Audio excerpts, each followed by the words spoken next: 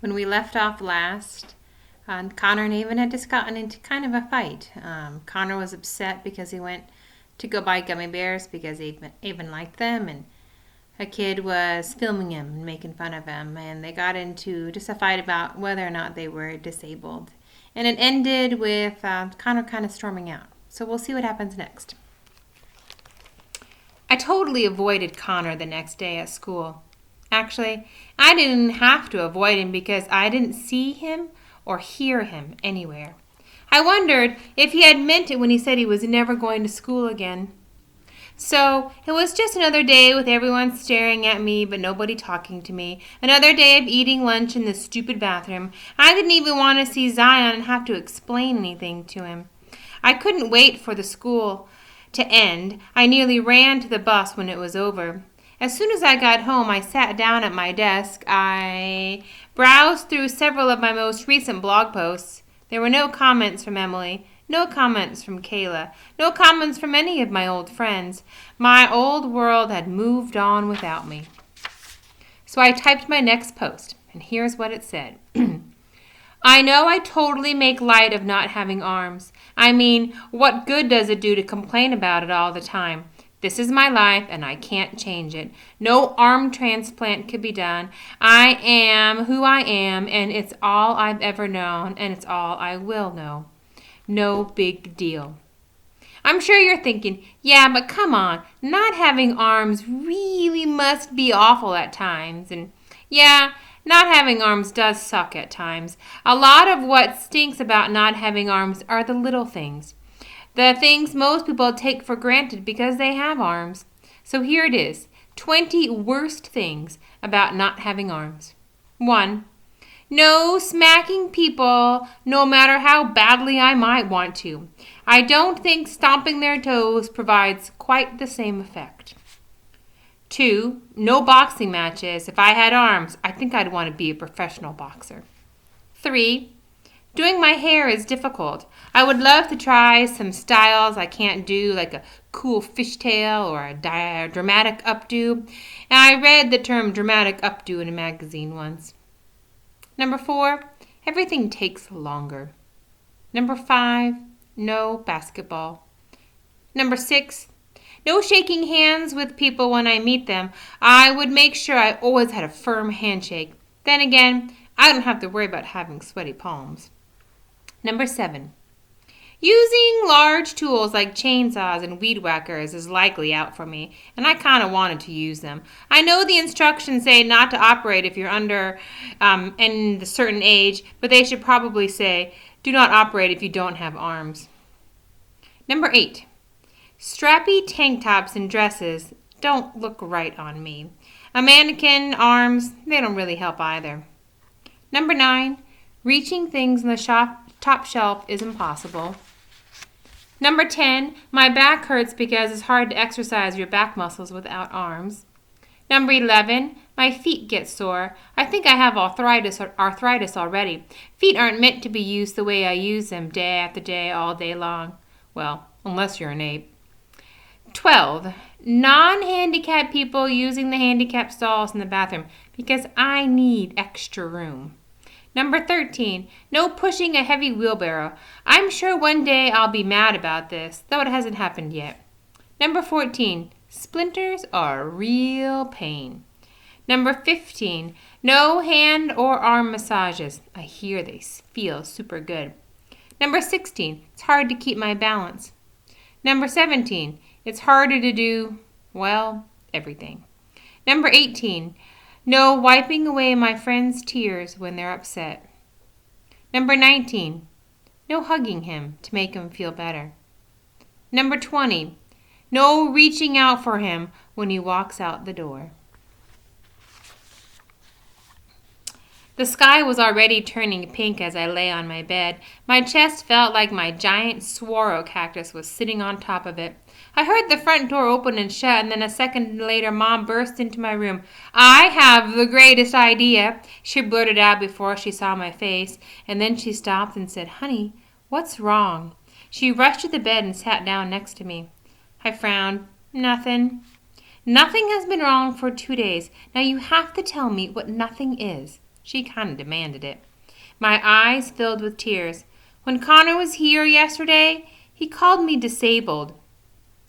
Mom scrunched her eyebrows. Well, okay. Did that make you angry? It did. Why?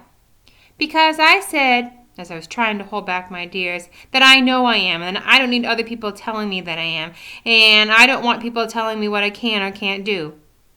I'm sure he didn't say it to hurt you.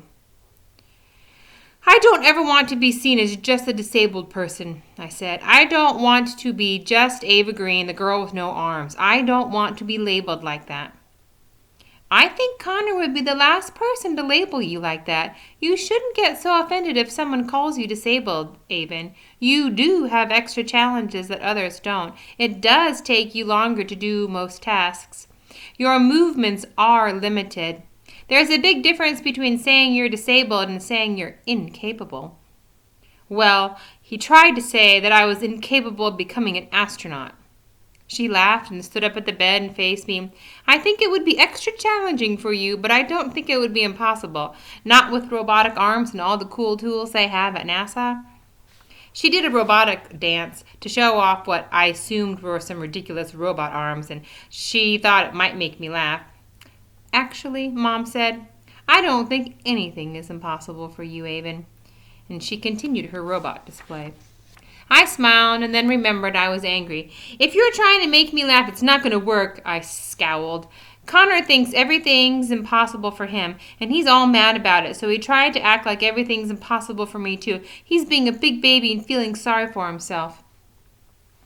Well, shouldn't you try to be a little more understanding then? You are his friend, Avon. You should be building him up when he gets down. Well, he wasn't building me up, I said. He's trying to tear me down. I don't think he wanted to tear you down at all. Like you said, he did it because he was feeling bad about himself. I'm sure he feels terrible about the whole situation. So stop being such a hothead. Huh, look who's talking, I muttered. Oh, watch it, little lady, my mom said sternly as she reached over and rubbed her knuckles over my head. Ouch! I huffed and pushed her hand away with my foot. So what's this big idea you had anyway?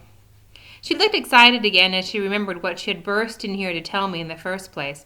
I spoke with Flap Jackaroos. I told them all about you and how you love to play the guitar, and we thought it'd be wonderful if you joined them for a song. She threw her hands over her mouth and let out a little squeak like she had just said the most exciting thing of all time. I scowled. Seriously, this again? Mom, I don't think so, I said. Her face fell, and I felt bad for a moment about disappointing her. Why not? I'm not going to go up on the stage so people can come and gawk at the girl with no arms playing the guitar. I'm not a circus show.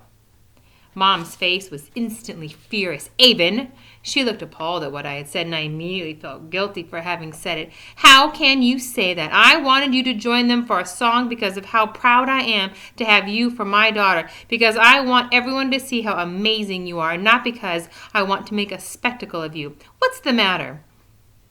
Everything, I said. Everything is the matter with me. I got off the bed and I stormed out of the apartment. I walked around Main Street as the sky turned dark, ignoring the few visitors who still ambled around.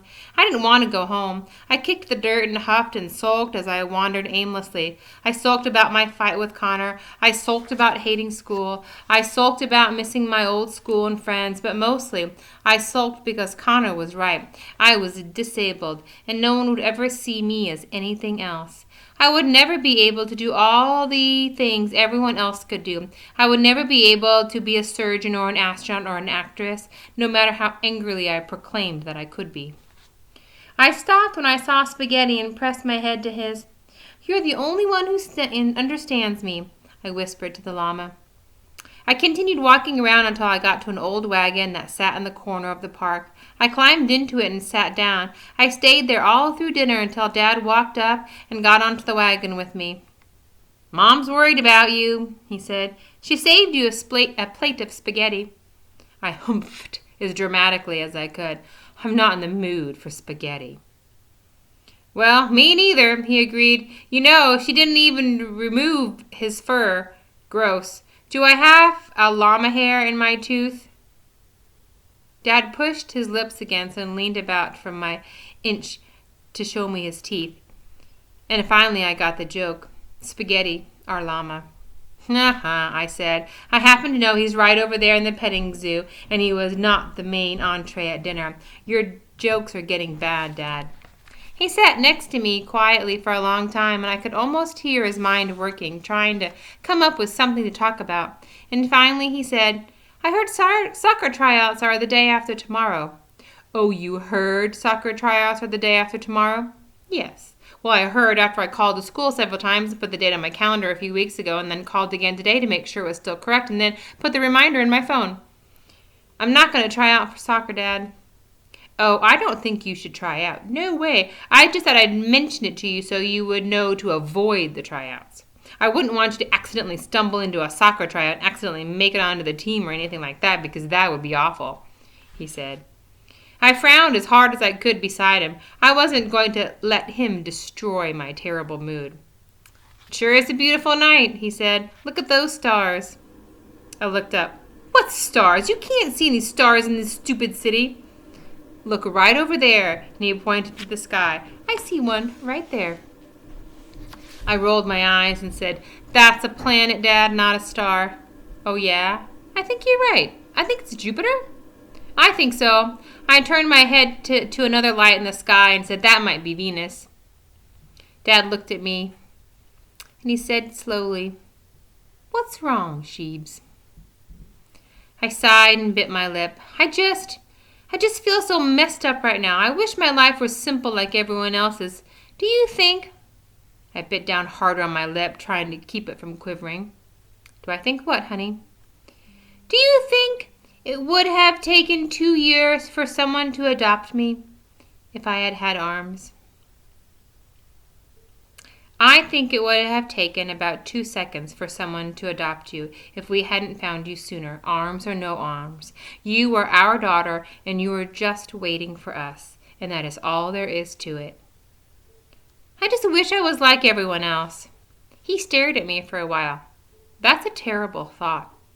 I scowled. How is that terrible? Connor wants to be like everyone else, too.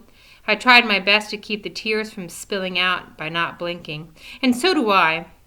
Dad put his arm around me and said, Why do you want to be like everyone else? Despite my best efforts, a tear broke loose and slid down my cheek. So I can wear cute tank tops and play the guitar at the festival and not worry about everyone staring at me all the time. I took a deep breath. So I don't have to eat in the bathroom ever again. Dad furrowed his eyebrows and said, Why do you have to eat in the bathroom, Avon? I wiped at my cheek with my shoulder. Because I don't want other kids to see me. Dad sighed deeply and looked back up at the sky. Those lights up there? They're not like anything else in the sky, he told me, but they shine the brightest. I sniffled and said, That's so cheesy, Dad. He laughed. It may sound cheesy, but it is true. He squeezed me tightly to him and made a ridiculous wise look, rubbing his chin thoughtfully. No one lights a lamp and hides it under a blanket. They put it on the table so it can shine for everyone to see. I rolled my eyes. I'm sure it pleased him to no end to incorporate a Sunday school lesson into our discussion. Okay, Dad, I sighed. I'll go sit on a table. He kissed the top of my head. Don't be like everyone else, Avon. Just be you. And what exactly is that, Dad? A table lamp? No, he chuckled. Not a table lamp, and he poked me in the ribs, causing me to squirm beside him. A light who shines for all to see. He tilted my chin to look up at him. A light that doesn't hide in the bathroom. He got down from the wagon. Come home when you're ready. Just know Mom will be pacing the floor until you get there. I smiled a little and hunched down into the wagon till I was sure he couldn't see me over the rim, and I heard him chuckle and walk away. I looked at the wall on the wagon next to me, and I noticed someone had scratched something into it. I eased my foot slowly out of my flat and ran my shaking toes over the engraved words. Inside of what looked like a heart, someone had written, Avon was here. I thought back to that first box Connor and I had found in the storage room with the letters A-V-N. Connor had been right all along. It wasn't the word Kavanaugh. It was the word Avon. All right, we'll stop there.